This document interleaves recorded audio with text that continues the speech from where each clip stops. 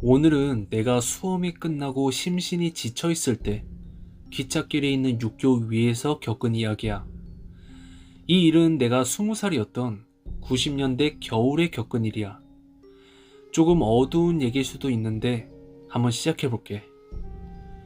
그때 나는 친구들이랑 간단히 저녁을 해결하고 거센 눈을 맞으면서 학원으로 향했어.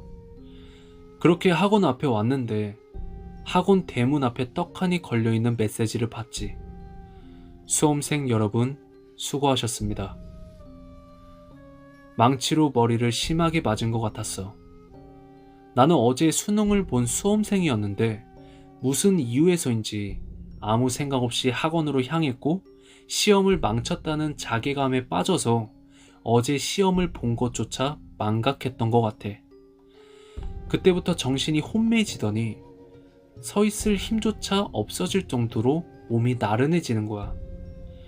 그렇게 학원 문 앞에서 얼마나 있었는지 손이랑 발이 꽁꽁 얼어서 교복 안주머니에서 계속 울리고 있는 전화벨 소리를 들었음에도 손이 주머니로 가지 않더라고.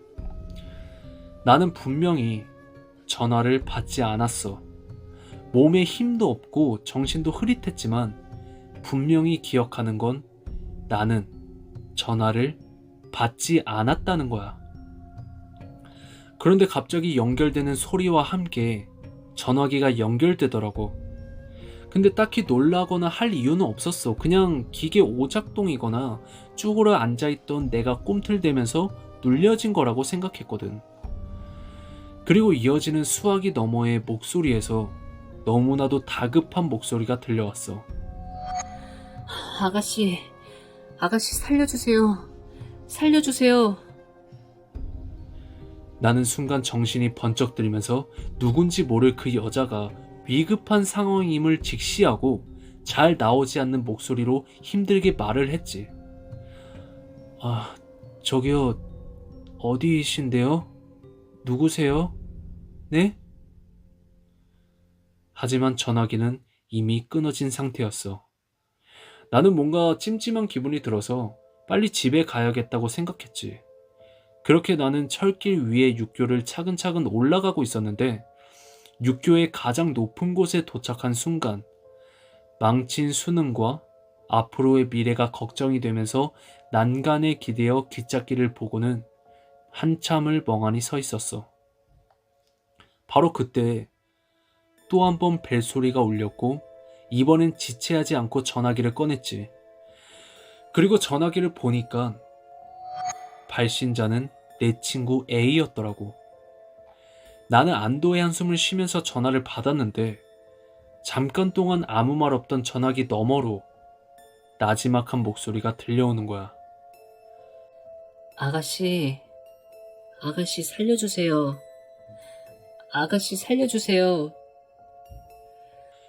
그렇게 또 한 번 전화가 끊어졌고 나는 너무 무서워서 육교에 주저앉아 울기 시작했어. 한참을 울고 있는데 어디선가 또각 또각 또각 누군가가 내가 올라온 길 반대편에서 육교로 올라오는 소리가 들리는 거야. 근데 이상한 건 또각또각 소리가 가까이 올수록 소리가 점점 작아지더라고. 분명 내 근처로 오고 있는 느낌이 드는데 발소리는 점점 죽이면서 내 근처로 오는 거였지. 나는 너무 무서워서 눈을 꼭 감고 모든 걸 체념한 채 흐느끼고 있었어. 어차피 살고 싶지 않을 정도로 마음이 다친 상태였거든. 그렇게 한참을 울다가 고개를 천천히 올려서 주위를 살펴봤는데 주위에는 아무도 없더라고.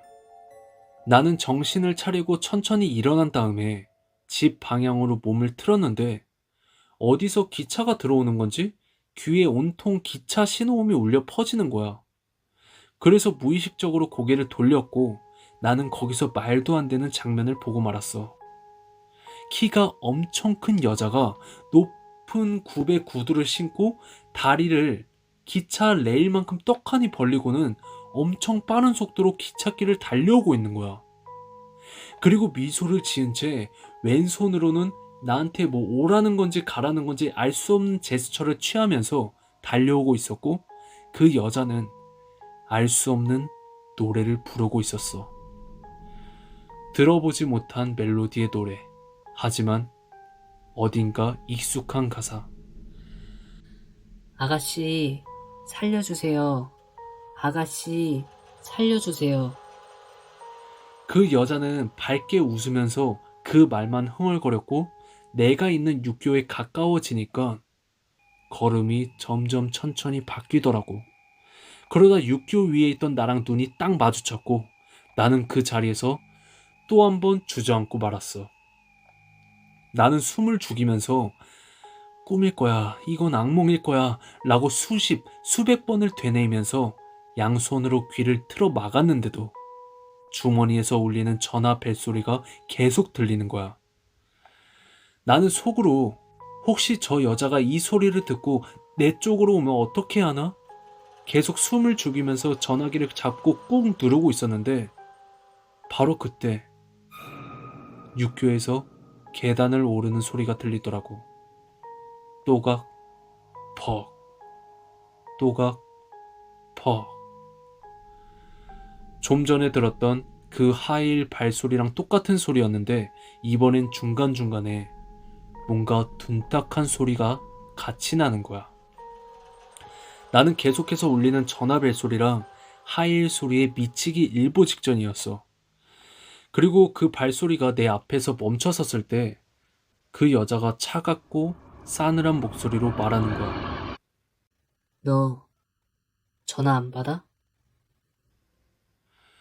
나는 그녀의 얼굴을 차마 쳐다볼 수가 없어서 시선을 땅으로 깔고 전화를 받았지.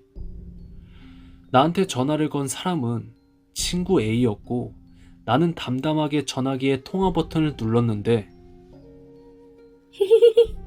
아가씨, 살려주세요. 아가씨, 살려주세요. 라고 핸드폰이 아닌 그 여자가 내 바로 옆에서 말을 하고 있더라고.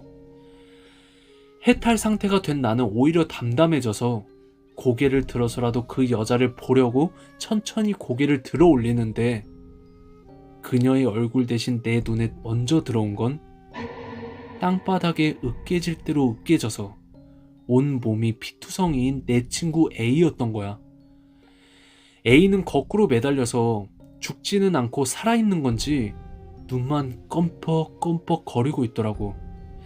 입으로는 뭐라고 계속 말하는 것 같았는데 잘 알아들을 수가 없었어. 그렇게 알아듣지 못할 말만 하고 A는 내가 보는 바로 앞에서 눈을 감았고 난 친구의 죽음을 보고 정신이 나갔는지 그녀와 맞서 보기로 결심한 채로 앉아서 고개를 딱 치켜들었는데 그녀는 내 친구 A였던 거야. 빨간색 힐을 신고 내 친구랑 똑같이 생긴 그 여자는 눈을 깔고 나를 노려보면서 왜 그랬어? 응? 왜 그랬니? 이 말만 남기고 다시 내 친구 A의 한쪽 다리를 잡고 질질 끌고서 육교 반대 방향으로 가더라고. 또각, 퍽, 또각, 퍽. 둔탁한 소리와 함께 그녀가 다녀간 곳은 온통 피로 물들어 있었고 정신을 차리니까 나는 부산의 한 병원에 있었어. 주위에는 가족들이랑 의료진 그리고 경찰이 있었고 지금에서야 기억이 나서 말할 수 있을 것 같아. 내가 나쁜 년이라고. 어제로 돌아가서 나는 수능이 끝나고 바로 그날 친구 A와의 술자리에서 계속 살아서 뭐하냐, 우리 죽을까?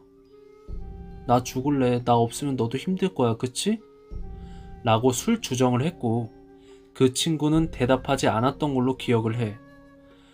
그렇게 우리는 헤어졌고 나는 술이 만취한 상태에서 배터리가 나갔길래 남자친구랑 통화하려고 A의 전화기를 빌렸고 깜빡하고 친구 전화기를 챙겨서 택시에 타고 집에 와버린 거야.